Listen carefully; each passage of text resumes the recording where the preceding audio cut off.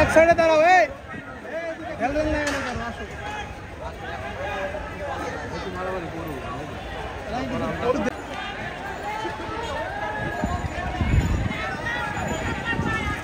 দর্শক যেমনটি কিন্তু আপনাদেরকে দেখাচ্ছি ঢাকা কলেজ সিটি কলেজের মধ্যে যে সংঘর্ষ সেটি কিন্তু চলমান রয়েছে। আমরা দেখতে পাচ্ছি একবার ঢাকা কলেজ ধাওয়া দিচ্ছে, একবার সিটি কলেজ ধাওয়া দিচ্ছে, এইভাবেই কিন্তু পাল্টা ধাওয়ার মধ্যে কিন্তু সংঘর্ষ চলছে। আমরা যেমনটি কিন্তু আপনাদেরকে দেখাচ্ছিলাম ইতিমধ্যে কিন্তু ঢাকা কলেজের যারা রয়েছে তারা সিটি কলেজের শিক্ষার্থীদের কিন্তু ধাওয়া দিয়ে অন্যদিকে নিয়ে যাচ্ছে। অর্থাৎ এক কথায় বলতে গেলে এই মুহূর্তে কিন্তু থমথমে পরিবেশ বিরাজ করছে ঢাকা কলেজ সিটি কলেজের মধ্যে।